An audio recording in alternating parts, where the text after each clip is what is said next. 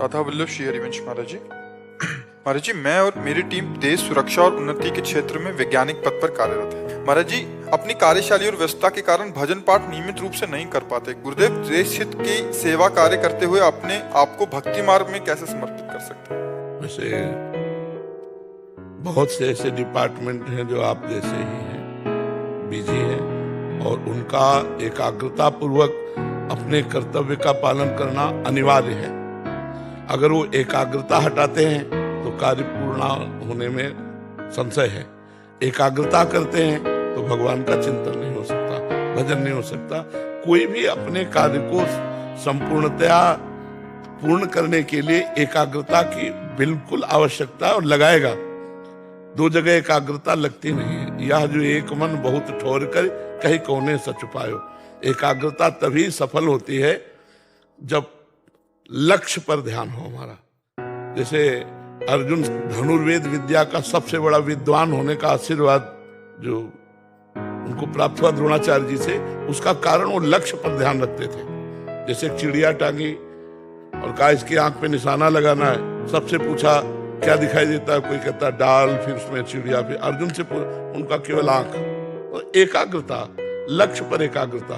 तो अब हमारे मानव जीवन का लक्ष्य भगवत प्राप्ति है। ये भारतीय सेवा हमारा कर्तव्य है और लक्ष्य है भगवत प्राप्ति। अब ये कर्तव्य रूपी पूजा करते हुए हमें भगवान की प्राप्ति हो जाए, इसके लिए हमको नाम जप साथ में रखना होगा और कर्म समर्पण योग करना होगा। दो बातें समझ। जैसे आप 4 घंटे एकाग्रता पूर्वक किसी कार्य में लगे जिसमें आपको एक बार भी भगवान की याद नहीं आई, लेकिन उस 4 घंटे की हुई सेवा को बाद में हाथ जोड़कर, हे प्रभु 4 घंटे से जो मैं सेवा कर रहा था, कार्य कर रहा था, वो आपकी ही सृष्टि का कार्य है और मेरा कर्तव्य, मेरी ड्यूटी है, इसलिए इस 4 घंटे को मैं आपको समर्पित करता हूँ। इसे कहते हैं कर्म समर्पण योग। और जब आपको याद आया तब राधा राधा राधा राधा राम राम हरि कृष्ण जो नाम, इसी से भगवत प्राप्ति हो जाएगी। सावधानी ये रखनी है कि शराब नहीं पीना, मांस नहीं खाना, पराई माता बहनों के साथ व्यभिचार नहीं करना। ये 3 बातें हमारी पकड़ लो। 2 बातें नाम जप और कर्म समर्पण योग, 3 बातें परहेज की, पक्का भगवत प्राप्ति हो जाएगी। इस बात को आप समझो। और ये आप जैसे बहुत से कर्मनिष्ठ हैं, जैसे हमारे भारतीय सैनिक हैं, कई एजेंसियां हैं, कई ऐसे कार्य प्रणालियां हैं जिनमें बहुत एकाग्रता की आवश्यकता होती है, और वो ऑफिस जाएंगे, एकाग्रता पूर्वक कार्य करेंगे, तभी हमारे भारत की सेवा होगी।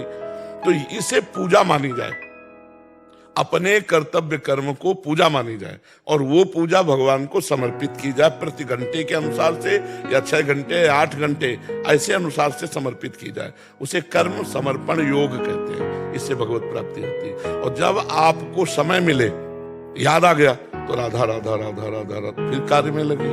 फिर समय मिला 1 सेकंड के लिए, राधा, फिर कार्य में लगे।